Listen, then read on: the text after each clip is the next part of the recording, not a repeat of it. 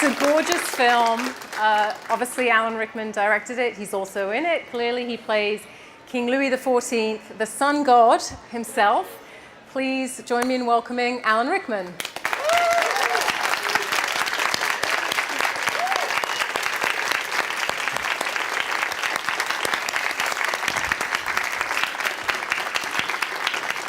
Hello. Good evening. Hi. So, thank you for joining us tonight. Stupendous, beautiful. I know who shot this film, and it really looks amazing. Ellen Kuras, yeah. Great. Very rare. Well, not rare that she's American, rare that it's a woman cinematographer, one of the few and one of the greatest. Right. We were talking earlier about how hard it is to sort of reduce this film to a simple, throwaway line. Oh, it's about this, it's about that. It's a love story, it's a feminist story. It's about landscape gardening, which is hysterical in a way. Well, that's a very serious film. Why were you drawn to the subject matter? Well, I mean, when you list it like that, you think you'd have to be an idiot. You're actually going to try and make a movie about this. Okay, so at its heart, it is a love story. But it is told the script is by Alison Deegan. It's told very much from a woman's point of view, and it is about what it is to be, or to try to be, a strong, independent woman in a man's world. And what she's done is to create a character for Kate who couldn't possibly have existed. So what interested me was the notion of it actually being a very modern story inside all this period trapping, which is frankly a huge annoyance when you're thinking about the budget and the weather and the fact that aeroplanes don't come over in 17th century France, and there isn't a motorway just around the corner that you've got to deal with. But I like the fact that film can take a modern story and kind of shaft it into a period context, and hopefully after a while you stop thinking about the background and you start thinking modern thoughts about the world that she's trying to operate in, and what might be the parallels still with the world now. But it has that lovely mix of some characters who did exist. The character you play, the King of France. And Matthias's, except he would have been 70. Right, he was very young and he was very youthful for someone in such an important position. But that blending of the two, so Kate Winslet plays a character, as Alan said, couldn't possibly have existed because she was a working woman in a man's world.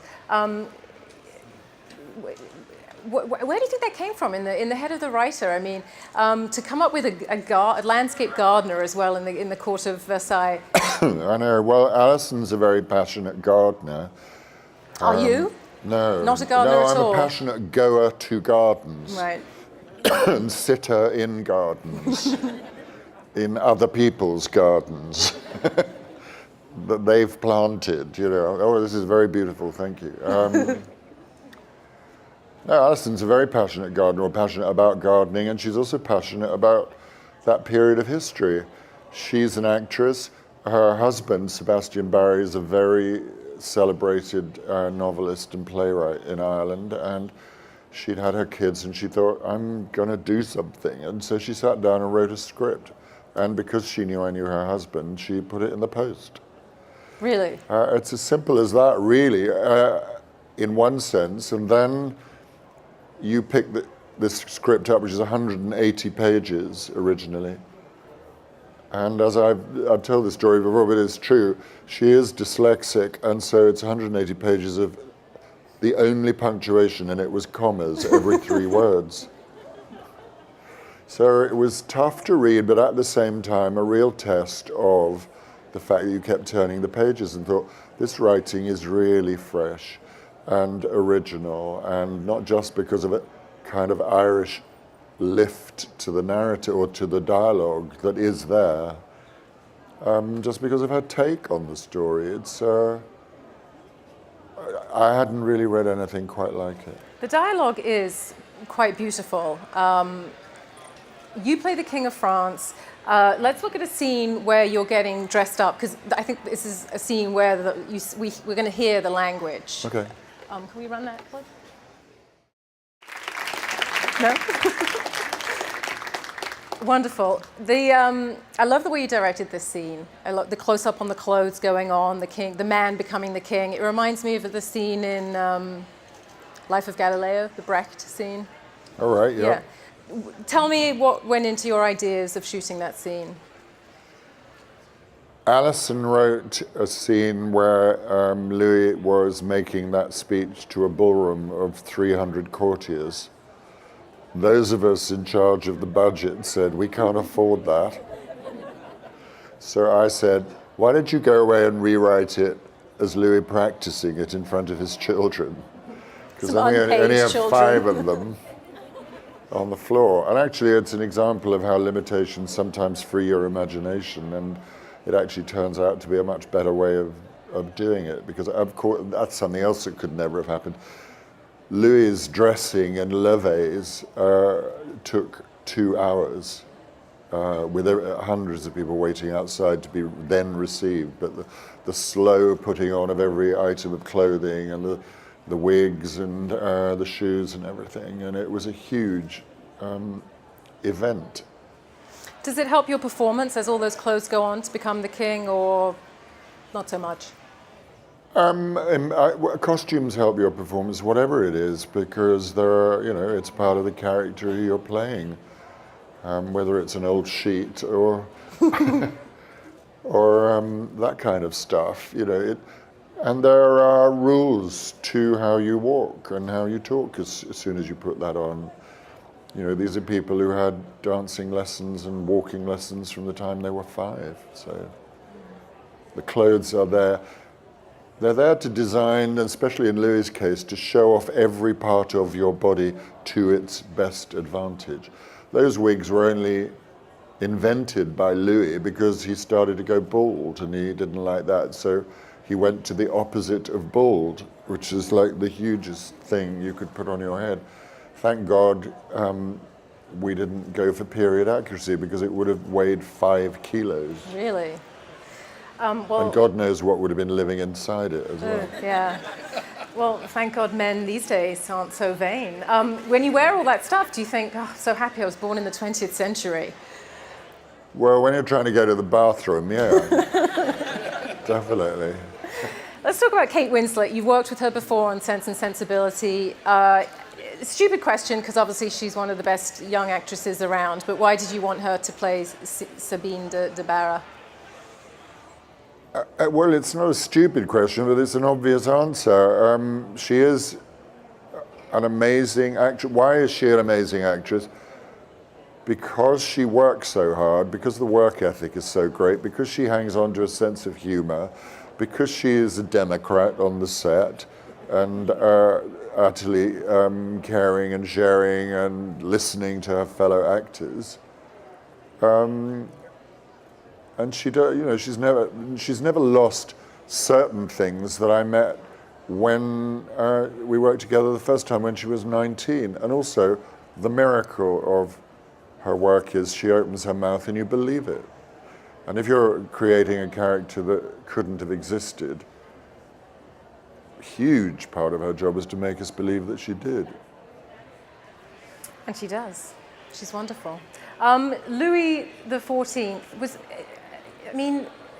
he had this idea to build Versailles, the biggest chateau ever built, the gardens, the restaurant. You have a wonderful shot at the end of the movie that pans up and we see the whole expanse of Versailles and the gardens.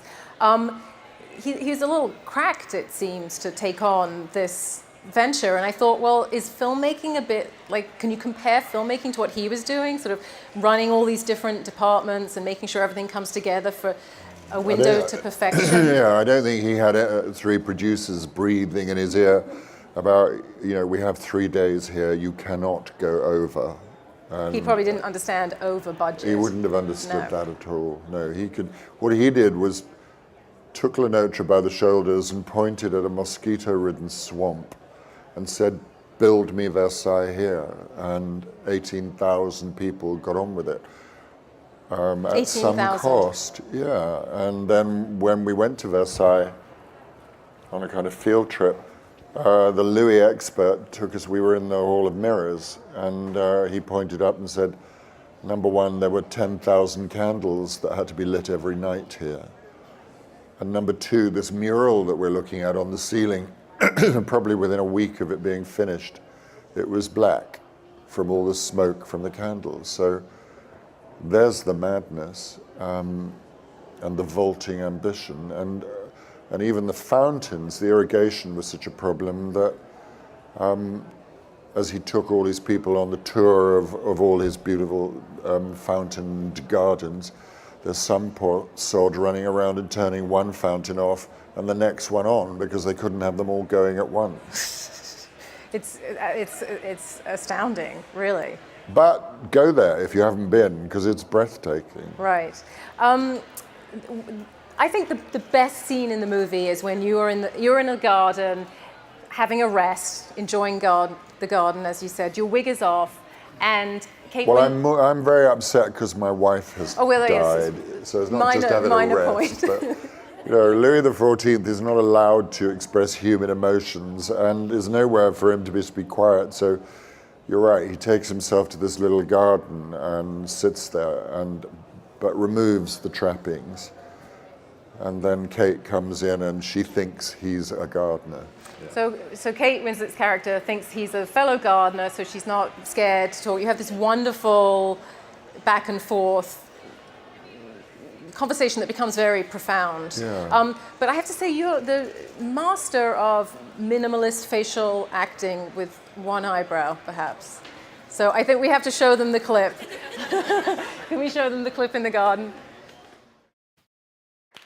Well, it wasn't exactly the clip I was talking about. You'll have to go see the film to see the lead up to that moment, which was priceless. Lovely bit of comic dialogue in there. The film is also a love story, as we mentioned. It's not just about gardening, as I so trivially refer to it. No, just to allay people's worry, the film is not a history lesson. And it's not about gardening. It's not a gardening book. It has a carriage crash. There's action, there's love, there's some hanky-panky in a horse and carriage. But it is Once Upon a Time, definitely. Yes. It is that. So tell me about casting Matthias Schoenaerts against Kate. Well, it was a wonderful serendipity, really, in as much as when I cast Kate, she was when we were ready and funded, and she was the right age to play the part. And I'd been working on it from a time when she probably would have been too young to play it. I was filming in Belgium. I had seen Rust and Bone. Matthias's name was mentioned. And I thought, well, he's a wonderful actor, but he's Belgian.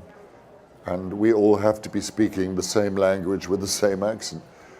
So I looked him up on YouTube, and he was giving an interview about Rust and Bone in LA with perfect English, but with an American accent. So we just had to iron out the American bit.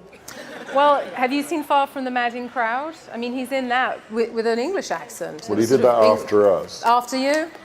We helped. You helped. You said he's clearly very good. And if you haven't seen Rust and Bone and Bullhead, which is phenomenal, you have to go see those. He's also a wonderful person, and what the surprise is there's a beautiful sense of humor there and a great smile. So you don't that was my worry from having seen Rust and Bone, and then I was in Belgium filming, and the point was that he was in Antwerp, so I could meet him like a half an hour's drive, and this big smiling person came in the door. So.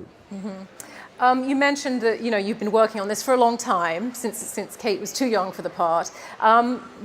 I know it takes a long time to get films made, and I know you're very busy with your theatre work and other movies, but why? This is only the second film that you've directed. Well, because of Harry Potter, because... you said it. You said you wouldn't mention it. Oh, well, I have to. It's the truth. When I started that in, 2000, there were only 3 books, and I didn't know that I would have anything to do with the 4th or the 5th. And I finished the first film in '97. So there was 3 years, and then suddenly there was 10 years when I couldn't direct a movie, because you have to have a year and a half completely free. And although I was making other movies, being on stage, directing in the theatre, I couldn't direct a film until I had finished with Harry Potter. Let's open this up to the audience now. I'm sure there are lots of questions. Hi, Mr. Rickman. How are you? My name is Scott. I'm a huge fan of your work. My question is, I mean, you've played such iconic villains over the years. I want to know, we didn't really get a look at it from the trailer. Well, the two of the top 5 most iconic ever, probably. And I was wondering, does this film have an antagonist? It looks like a romance story, but obviously sometimes in those romantic stories, it's the one that gets in the way that really is the villain at the heart of a story. Is there a villain at the heart of the story? And thank you very much. Well, as an actor, words like that are anathema, because you can't put a label on yourself, otherwise you can't play it. So anything cool, as far as I'm concerned, if I'm playing something that you call a villain, I'm playing a perfectly nice person who just wants stuff. You know, he's got his own agenda. It's different. Other people call him that. As far as he's concerned, he's right. I think in this film, because it's layered, I hope, and complex, and in a way the antagonist is life, and people are trying to come to some kind of negotiation with their place in the scheme of things. Yeah, Helen McCrory, who plays Matthias's wife, is the person who tries to put a spoke in the wheel of the whole operation, yes. But I hope we also show her vulnerable side. You know, there are reasons why she does that. She's, at that time, there would never have been a woman in a professional job. There were women who were cooking, cleaning, sewing.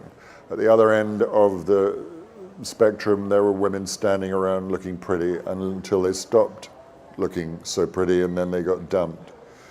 So Helen McCrory is playing the woman who's very aware that she's clinging to the wreckage. And so that's what I mean about the film having, I hope, modern connotations. It's not a million miles away from what goes on in the film industry for female actors. Do you want to call her a villain in the film? You might, but I wouldn't. I'd say she is who she is, and her agenda's her agenda, and she does what she does to survive. That's a very good answer. So this woman is she's in the inner circle of the king, but she's about to be ousted. Just like she's in danger of it because she knows there's another woman who's taking his affections. Her place in court is assured because she's married to Andre Lenotre, but she knows that Kate Winslet has arrived on the scene. They've been in a loveless marriage, but it's suited them both to maintain their positions and certainly maintain hers. If he leaves her, she's going to be this. How's she going to survive? So she gets busy. She's pretty villainous. Right down here. How did you decide to both act and direct in this film? And could you address the challenges and benefits of doing this? And how did you go about preparing to play such an iconic historical figure as an actor? Well, I didn't decide to do it. There was huge pressure from the budget. I leave you to work that one out. You know, if the director plays a part, they're not so pushed to actually pay you because they know you're going to be there anyway. So it just helps in putting together a financial package.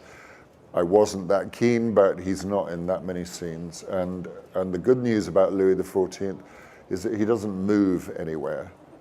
He's a fixed point, and everybody comes to him. So it physically made it a little easier. Having said that, you know, it was a great pleasure to work with Kate again, and going about it, you rely on a lot of other people. like Kate, when it comes down to a scene like the one we have in the film, acting is really just about listening, and I'm working with somebody who really listens to me, and so in order to feed her, so I should give her the same gift, and then suddenly acting becomes a lot less difficult than people think it is, if you focus on the other person and not on yourself. This is coming from a 16-year-old's perspective. So I wanted to know what the purpose of this movie was. Why did you do it? And what would set it apart from like every other English 16th century movie? What would set it apart? Because it seems really, really interesting. Go with that. I think you'll find that it is really, really interesting. I hope what you'll find is that, as I was saying earlier, when you start watching it, and I know this from screenings of the film, it's often a trap when period costumes appear, because people go, oh yeah, right, I got the picture. And out will come the fan, and then they'll start talking in a funny language, and it won't feel like anything to do with my life. But it's an escape, but it's quite a pleasant one. Although I would have to say that I was in one that wasn't like that, called Sense and Sensibility, which I think is a profoundly truthful piece of writing, because it comes from a truly great writer, Jane Austen, and Emma Thompson wrote a truly a script that honored a great writer. And sometimes you learn more about humanity when the story has some quite rigid rules. You know, you don't have to just, four-letter words don't have to appear every other word for you to feel something truthful about the way people interact. And I hope profoundly, and I believe, that this film has a lot to say about the way men and women come to some kind of, or could come to, a healthier negotiation, if you like, with each other. This film, nearly the last lines of the film are a woman saying, "What about us?" and a man saying, "We will shape each other." That's not a 16th century thing to say, and it's not even heard much now, but it should be. So keep with it, it seems interesting. Mr. Rickman, thank you so much for coming. The question I've had in mind is, what were some of the most challenging parts about making the film, and how did you overcome them? Well, as it turns out, you know, you can't always know at the time, but for reasons of the budget, we shot the whole film in England, not in France. So you discover that the benefit is that England has a history of stealing other people's cultures. So not only can you go to the British Museum and see the Elgin marbles, but in some of the buildings that you'll see in the film, there are genuine 17th century French interiors that have been picked up and put down in them, and so we film in them. However, England is also challenged by weather, and also the fact that it's quite a thin country. So, as I was saying, one change of the wind and suddenly you're on a flight path. And so the scene between Kate and I don't think we did a take that went on for much longer than about 45 seconds before a plane came over.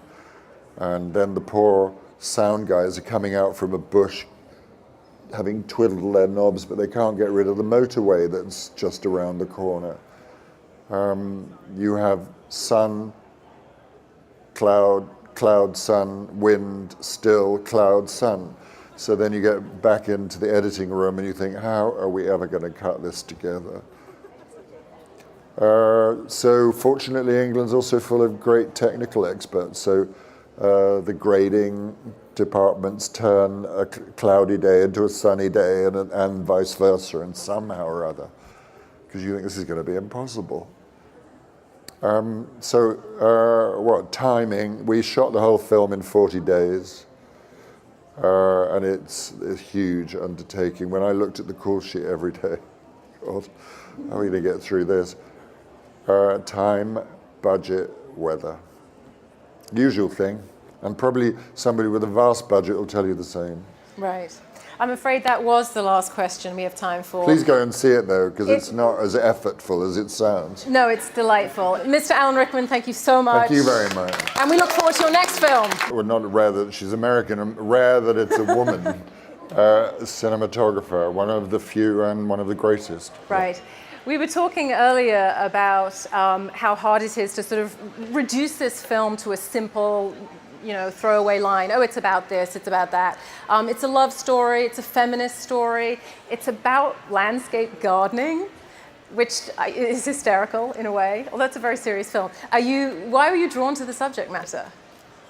Well, I mean, when you list it like that, you think you'd have to be an idiot. You're actually going to try and make a movie about this.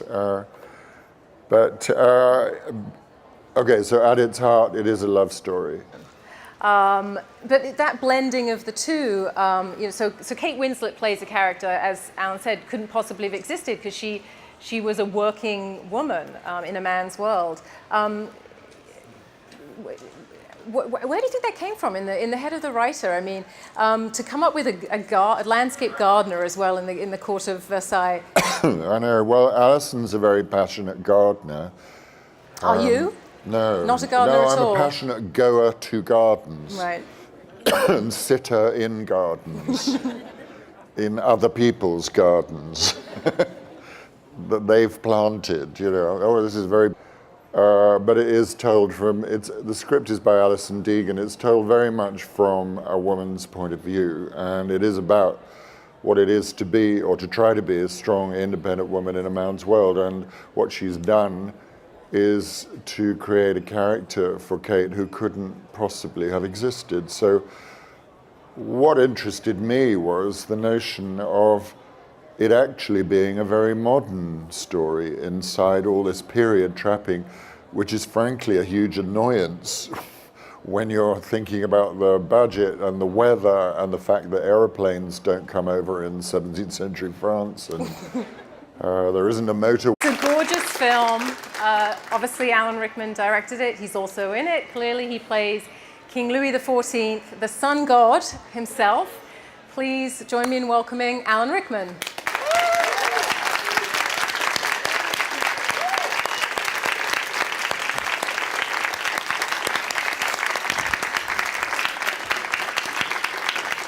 Hello?